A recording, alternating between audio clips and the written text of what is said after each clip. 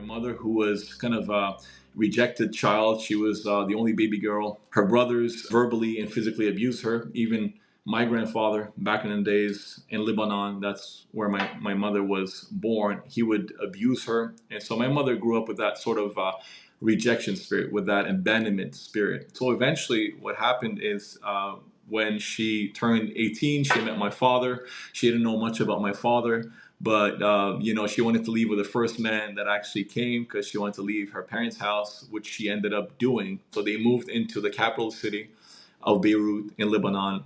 And so, believe it or not, my father began to verbally and physically abuse her. So he beat her up almost every day, and he stole her jewelry. He stole, her material possessions, everything that she had ever collected. Right? He would take that and spend it on alcohol and drugs. So he was someone that was kind of broken, and he was also battling his demons.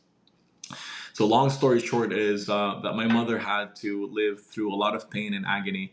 And so she, gets pregnant with me and my other sister. And so comes a point where my father decides to just leave. So he basically runs off. He goes somewhere else. He flies out. He goes to Toronto and he leaves her on her own in Lebanon. And if you know anything about the 80s and how unstable Lebanon was, it was very politically unstable. And you had these sectorist wars that happened all across Lebanon. So it was a time of war. It was a time of a lot of atrocities. It was staggering to say for the least. The amount of pain that Lebanon underwent. And so comes a point where my father decides to give my mother a shout, and he goes, "Listen, I've changed. I'm here in Toronto. I've settled in. I've got a business. How about you? Just pack up everything. I'll pay for your ticket and come and see me." And so that's when my mom, decides to basically leave everything behind, and she decides to, grab her children, and she decides to fly out for Toronto. And so, unfortunately, what ends up happening is that what my mother was promised from my father, these expectations were never fulfilled. My father actually turned to be even worse when we landed in Toronto. And so she thought that my father had changed because he was asking for forgiveness. But it turned out he was just gaslighting my mom, so she would come and work in his restaurant, right, and basically run his business for him while he had his side girls, and he did all that stuff, right. And believe it or not, I mean, we saw everything with our bare eyes. We witnessed the abuse once again. We witnessed the violence, the way my father assaulted my mother. We decided to basically run off with my mother's cousin who was in Montreal. So he comes and picks us up while my father's actually at work, because it was the day my father tried to kill my mother. And I'm not even kidding. It was literally like he tried to kill her. He basically pulled a knife on her and he grabbed her by her hair, and he wanted to throw her off of the window. And he had a knife on her neck, and thank God, I don't know how it happened, but by the grace of God, the Lord spared her life. And so afterwards we come to Toronto, and so my mom is looking for a job, and of course she's trying to make ends meet, and she's working the double or triple shifts just so she can raise us up in a decent way, just so she can provide for herself and her children. And so she meets this man who becomes a friend with her, who tells her that he's from Lebanon as well, from the same village. And so very quickly, that man kind of gains my mother's trust. And so my mother begins to trust that man, thinking that he is a man that will help us, sort of get us out of the hole and really set us, on a rock, right? And really provide for us and sustain for us and all that stuff. Now, I don't want to take anything away from that man. That man helped us tremendously, but he was also a radical Muslim, and his views were very disturbing. They were very radical. So you can only imagine the type of behavior, that he would, take out on us back home. And so he was like the father figure in some way, a father that we never asked for, but he decided to be our father. So he walked in, he settled in overnight. And so he began to, abuse us again. be harsh with us. And he kind of pushed also Islam on us very radically. We were people that were kind of nominal at the beginning, if I can put it like that. My mom wasn't really much of a religious person herself. She prayed, but I mean, that's all she did. Like a lot of the modern Muslims, less radical. But that man seemed to want to push Islam really hard on us, and he did. And so, because he beat us up, because he mistreated us, because we lived under his bad attitude at home, I figured, well, might as well friend him, become his friend. So, I kind of get him off of my back for a little bit, or off of my sister's back. So I decided to kind of make him happy, and I decided to study Islam and show him that I was genuinely interested in Islam. So by the age of 15 or 16, I began to intensely read about Islam. And every time my mother would give me money, for example, I'd go and buy myself philosophical books on Islam, or tafsir books, which are commentaries of the Quran, and so on and so forth. So I was trying to dive in deeper into that religion to find out about my identity, who I was, what was that religion about, right? And so very quickly, as the years kept passing, I found myself, diving in deeper and deeper and deeper, and I was trying to make a sense of that religion. But in reality, I was finding more. I was finding a lot of mistakes in that religion. And how did I know these were mistakes? I was part of a community center, an Islamic community center, where I went to pray on Friday and other days throughout the week. And so every time I got a chance to ask the imam of the mosque questions, that kind of didn't sit well with me, he wouldn't be able to answer. And so I was left wondering what is going on. Why is Islam not clear? Why does it look like there are a lot of contradictions in the Quran? And so comes a point where I ask questions to that man, and that man, of course, gets offended because he's probably thinking, like I'm thinking about walking away. So he gets offended, and he becomes more harsh. He becomes more violent. So I go through a depression. I go through a crisis, and if you know anything about a crisis, you have to ride the wave. You kind of have to wait until that crisis just ends, or fades away. And so I went through a crisis that lasted many years, a crisis of identity. I was seeking for peace. I was seeking for something. I was seeking for answers. I was seeking for truth, and never could I ever tap into that truth or into that peace the way I wanted to with Islam, because I didn't have my answers. I didn't feel peace when I prayed. And every time I went up to him, I went up to my mother, and I said, "Listen, I'm not feeling peace, in that religion, and I sort of want that peace." My mother would reply, "Well, pray more, and Allah will give you peace. Or read the Quran more, and you'll end up finding, that peace." Right?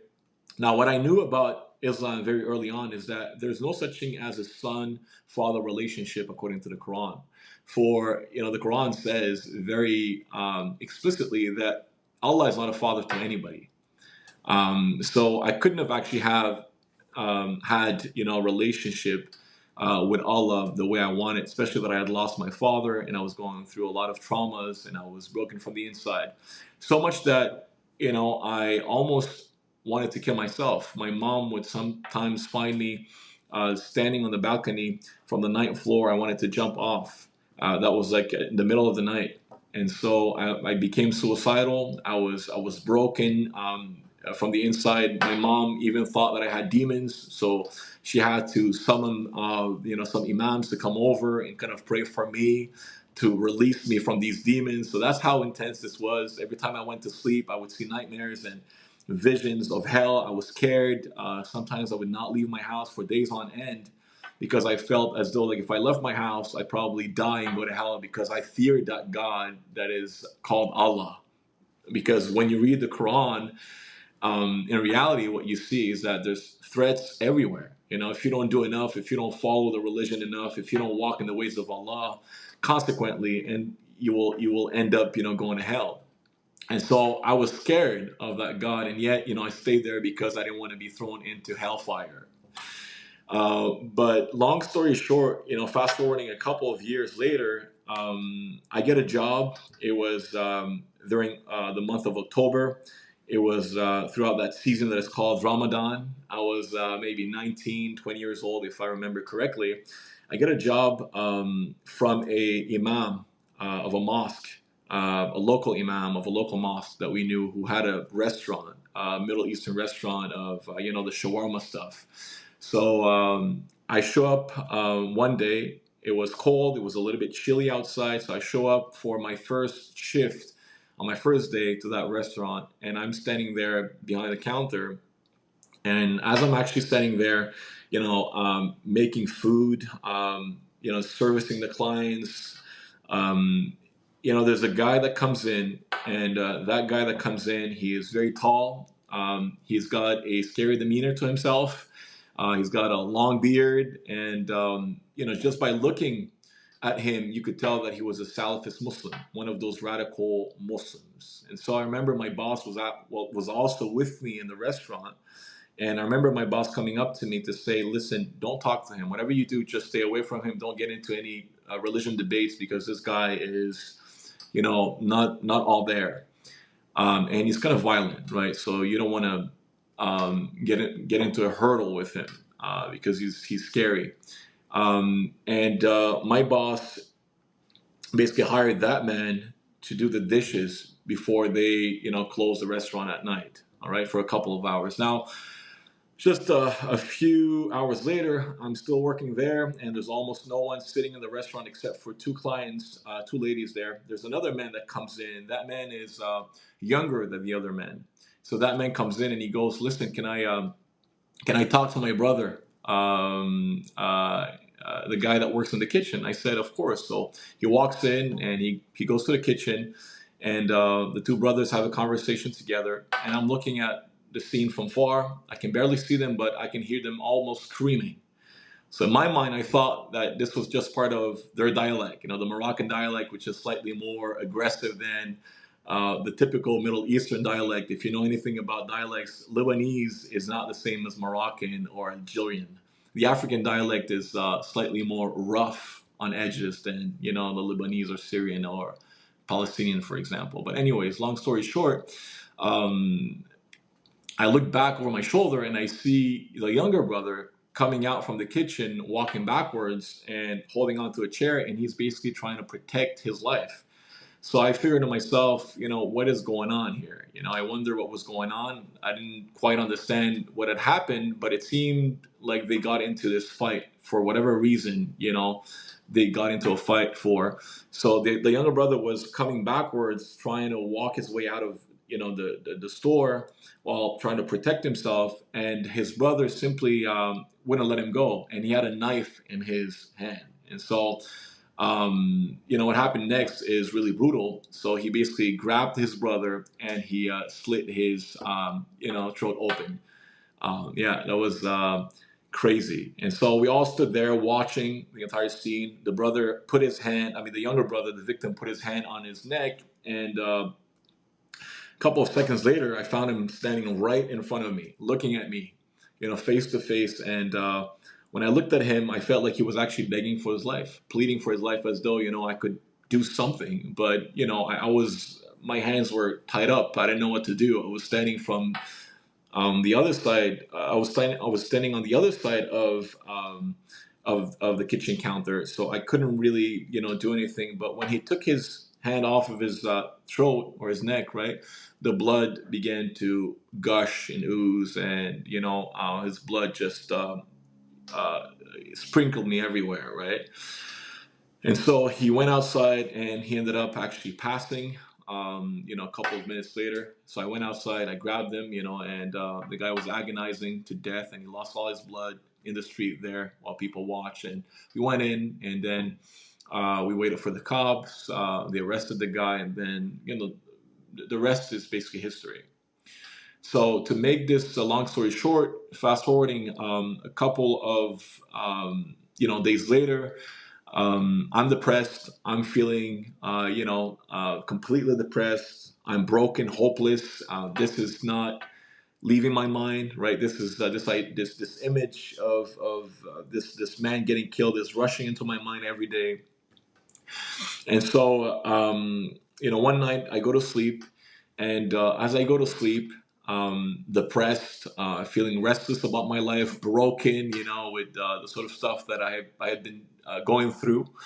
I see a vision. And when I see that vision, it wasn't like a dream. It was really a vision. It was a vivid vision. It was something that you could almost touch, that was tangible, right? Because a dream, you catch information, piece of information here and there, and sometimes you forget about the rest of what happened, right? But in this vision, it's almost like I could remember everything, and it was just so real, right? And I could live it, I could experience it, and the emotions were there, the feelings were there, right? And so in my vision, I had this out of body experience where my soul left my body, and my body is basically laid upon a bed. And as my soul leaves my soul is hovering in midair, close to the ceiling in that room that I um, imagine was a temple, like an old temple. I was kind of in a basement somewhere. It was pitch dark, lighting here and there, but it was kind of dimmed down. Right, I could barely see around me.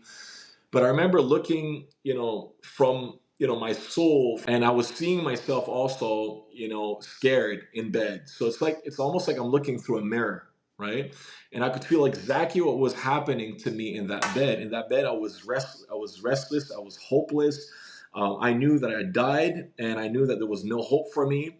And so fear, grabbed me, and it's almost like I knew that I was spiraling down, hell. And how did I know I was dead? Well, I was looking around, and I was actually pleading for, some ladies that were there around the bed, making the bed, for them to help me. And they couldn't see me. They couldn't hear me. So I figured, okay, these ladies don't even see me. They don't hear me. So I must be dead. And I remember my legs were paralyzed in the bed, and I couldn't move my legs. And all of a sudden, I hear this shout, this loud shout that, could paralyze anyone if you hear that, shout, almost like a shout of an angel that says the Messiah is coming. And so when I heard the Messiah is coming, my first thought is that that Messiah is Al Mahdi.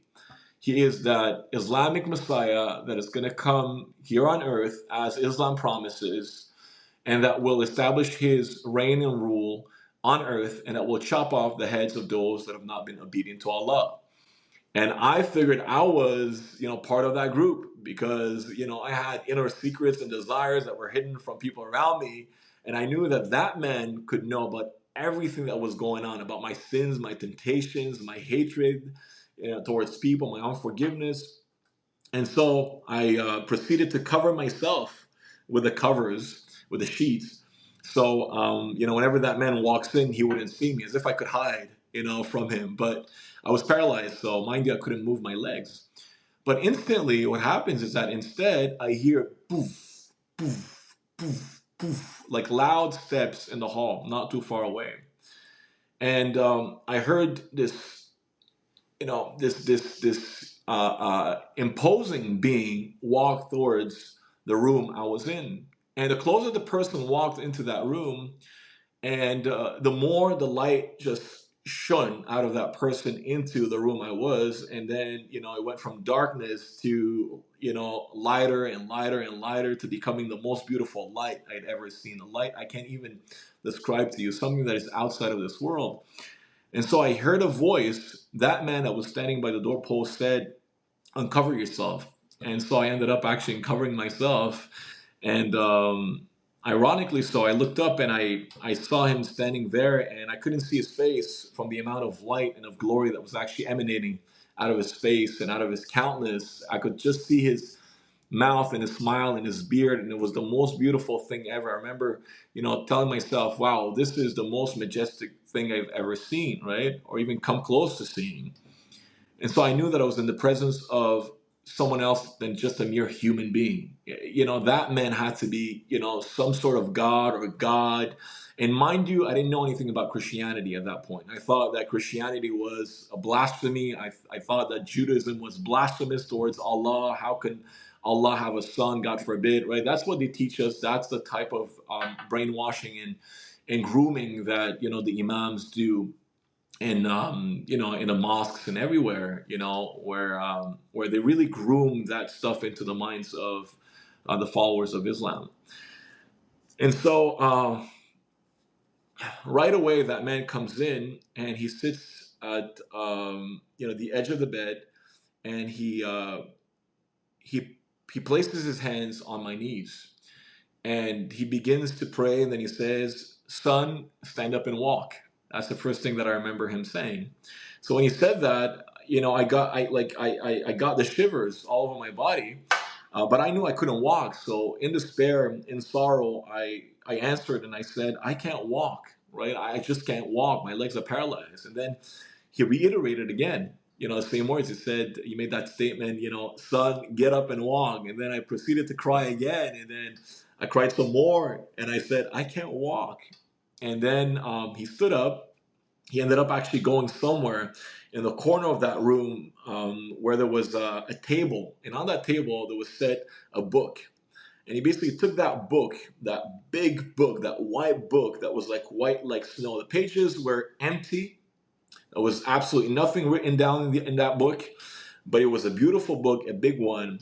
And when he walked, looking at him actually passed me by before he actually sat on the edge of the bed, it could have only been God, because I knew, from his presence, and also like knowing that the mountains around where we were, surrounding us, were actually moving and shaking at the strength that that man had. So I knew that that man could only be, a divine being. And so once again, he sat there on the edge of the bed, and he opened up that book. He placed it on my knees, and this time he's reading right through the book. And as he's reading, or he's praying in this language that I did not recognize back then, it must have been Hebrew or Aramaic, right? The words are actually getting created. So he's actually speaking life into these words, and these words are just, they're coming out of the book, and they're just floating everywhere, and they're becoming fire. So I knew that that man had, such authority and power and dominion over these words that he was himself, like, declaring. And so that's when he said once again, "Son, stand up and walk." And this time I was able to actually stand up and walk. And so I stood up, I walked a little bit, and I fell face first on the ground, worshiping him. And the peace and the joy that I felt, it was something that was outside of this world. It's as though like mountains and of burdens and weight and hardship and turmoil were just lifted off that moment, right there and then, right? And I felt, I felt like light like a feather. It was something that I'd never felt before, and I was always seeking for something like that. And so for the first time I was experiencing that, I was tapping into that, right? And so he put his hand on my head and he said, "Son, if you're looking for that peace, right, you'll find it in me." But again, he left me with a clue. He left me with a hint, but he didn't give me his name. He didn't tell me who he was. But I knew he wasn't, the Mahdi from the Islam, because his characteristics, were not matching.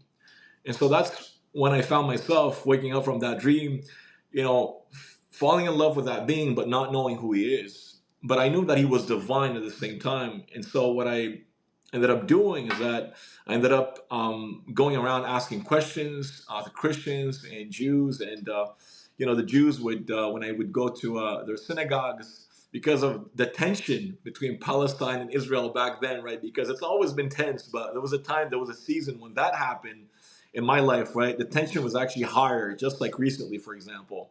And I was 19 or 20 back then, so you can visualize the entire scene. I walk into a synagogue, and then they know I'm Arab, so they call the cops, and then I'm just running out from every synagogue. I'm just running off, right, escaping from my life before the cops actually show up. And I got so desperate, looking for answers, and I couldn't find them. I thought that God wanted me to be a Jew at first, because after that first dream, I had 11 dreams afterwards, where it was all about Judgment Day, and had a Jewish connotation to it. I was seeing myself like an old rabbi. I was given a Torah, I was given a Bible. And mind you, once again, I didn't know much about either Christianity or Judaism, because I was swimming in Islam all my life, right? That was just culturally imprinted in me. So I didn't know much about these religions anyway. So I couldn't have actually made that up. You don't make that stuff up, right? So I thought God wanted me to become Jewish, but I got so discouraged because every time I'd go see a rabbi, he would discourage me and he would say, listen, it's not this easy, right? You have to be 21 at least. Your mom has to agree. She has to consent, for you to travel to Israel and then become a Jew. But anyways, fast forwarding 10 years later, because along with the years, I actually lost track of that. I lost interest. I was like, forget it. Everybody discouraged me. That was probably just, an illusion. So I doubted what I had received. And the devil was good at making me doubt. And so it's like he stole that seed that God had actually planted. And plus, my mother and my friends were always threatening me of disowning me if I, reverted to any other kind of religion. So I decided to kind of just leave everything aside and just to go through life. And my life got worse and worse and worse, so much that I became depressed for almost 10 or 11 years. I went into the world. I did a lot of drugs, every drug out there. I hung up with the wrong type of people. My identity crisis was getting worse because I was seeking for, I was searching for a reason to live, and I couldn't find one, right? I was very suicidal, but yet again, I would never take my life away, because point being, I didn't want to die and go to hell, because Allah was still in the back of my mind.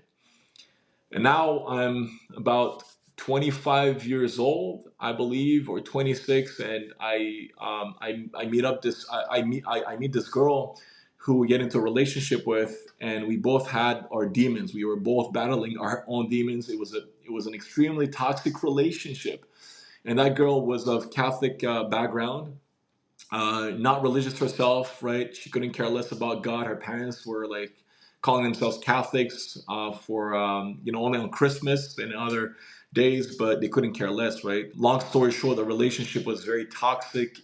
It was not getting anywhere. I was going through a lot, with this girl, and she was going through a lot, and I suffered a lot. She suffered immensely, and so fast forwarding a couple of years later, we decide to break off the relationship. But before we break off the relationship, she basically tells me that she feels bad for some of the stuff she did to me. And some of the stuff she did to herself, and she feels bad for her past, and she wants to make peace with herself and with her past. So she goes, I had this Pentecostal friend, right, who invited me into her church. She's a Latina. She goes to this mega church, right? And apparently she told me that if I got baptized, if I got water baptized, I'd be saved and all my sins would be forgiven. So now, when she comes up to me and says that, as a Muslim back then, I was like, this doesn't make sense at all. This is just so stupid. As if I had figured out, what was actually, good for me. But anyways, like I was like, forget about this. If you're going to become a Christian, then there's no point, for us to stay together. I don't want my children in the future to become, Christians. Like, God forbid, right? That's not for me. She goes, listen, this is really important for us, for me, and I think this is important for us. Would you please come and at least be there for my baptism? Which I said, no, I'm not going to show up. I don't want to be there. So she got her mom to finally call me and persuade me to go to church, which I did. It was on a Sunday morning. And being the arrogant person that I was, I show up to church and everybody's just welcoming. They're so loving, they're so caring. They're coming up to me, they're shaking hands. I'm like, I love you, we love you. And I'm like, how can you say you love me? You don't even know me. You're such, hypocrites. And so that was the kind of reaction that they got, off of me. I was very arrogant, very prideful. I was very hurt, and I was violent also at that time. So, I would just say it the way it was, straightforward. I would not hide my emotions or my feelings. So I ended up sitting there, and I was going to create a fuss in the church, because I wanted to stand up at some point and say Jesus is not the Son of God in front of the entire church. You had almost 500 members sitting there that day. And so she grabbed me by the arm and she said, please don't make a scene. Just let me get, my baptism, quietly, and then we'll leave. We'll go home. So she ends up getting baptized, and I'm like, forget about this. I don't want to talk to her anymore. And so, believe it or not, just a couple of days later, I'm actually driving, and I don't know what just takes over me. there's something that overtakes my mind and my heart, and I begin to cry. I begin to cry, with a lot of sorrow, a lot of pain. And these tears are tears of sorrow and pain, but joy at the same time. And I can't really explain it. It's just supernatural. I'm sitting there in the car and I don't know what's going on. I don't know what's happening, but something hit me. And when that thing hit me, I saw a cross, a red cross. And I was so out of control. I couldn't keep myself, straight for a moment. I couldn't drive that I had to actually pull over. So I ended up pulling over on the side of the road. And then I just sat there in my car and I cried and I cried and I cried for maybe an hour. And I felt as though I was getting emptied out from my past life and, filled up again, by this love, this unconditional love that I couldn't explain. And for the first time, I was feeling remorse and regret for the things that I did. And I knew that I had messed up big time with a lot of people in my own life. I was with my mother, with people that I hated, people that I was confrontational towards. I knew that I was guilty, but how? I don't know why, how it hit me. I've got no clue.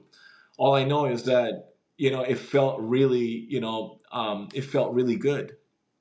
And so, just a couple of days later, she tells me, she comes up to me, my ex, and she goes like, listen, there's this youth gathering on, Friday, which is like tomorrow, right? I know it's last minute, but I really want you to be there. You don't have anything to lose, right? But everything to gain. I mean, at this point, you're broken, this and that. Like, how do you know that Jesus is not going to fix it for you? And I'm like, who's that Jesus, man? You guys say Jesus is the Son of God. You guys are crazy. You're out of your mind. So, anyways, I was like, listen, I have nothing better to do right now, so I'm just going to go there. And I end up going there. And I knew that the Holy Spirit was actually leading me there, right? Because the Spirit says that it convicts not just Christians, but the world of righteousness, justice, and judgment. And I knew that God was convicting me to go there, which I ended up doing. And while I sat there, the pastor that was preaching from the pulpit, as he preached to that youth group, to these people there, these youngsters that were there that night, he preached on Matthew 11:28, which became very quickly my favorite passage, which says, "Come to me, all of you who are laden and heavy burden, and I will give you rest. Learn from my peace, for I am lowly and meek. Take upon yourself my yoke, for it's easy, and my burden, which is light."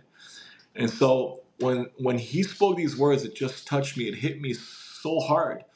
And I just began to cry, to cry, to cry. And I couldn't stop myself from crying. I couldn't care less about the judgment and who would say what, right? I was just crying on top of my lungs. I was screaming. I was crying out to Jesus for whatever reason I did that, right? I was just crying out. I was like, I'm hopeless to that extent.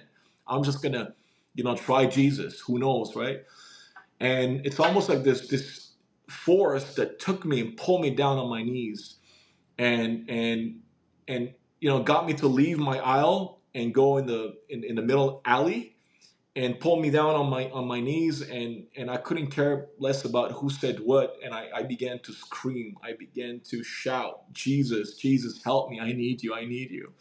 And something overtook me from the inside, and the peace and the love and that peace that surpasses all understanding, like the Bible says, right, that overtakes you. It just overtook me right there and then. And I knew that I was a changed man, that something had happened, right? I had an encounter with the Lord Jesus Christ. And when people saw that, when the pastors saw that, they came out of their way and they began to impose their hands on me, to lay their hands on me and pray for me. And then I left, and from that point on, every day I'd go to sleep and I'd see a different vision, a different dream of Jesus. I saw myself in heaven. I saw, his white garment. I saw the light. I saw the glory. I was getting changed, transformed. I was falling in love with Jesus day after day.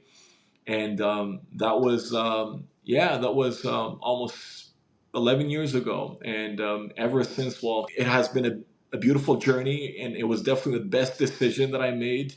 Um, I knew that I was saved by grace through faith alone, not my own works, because I call on the name of the Lord.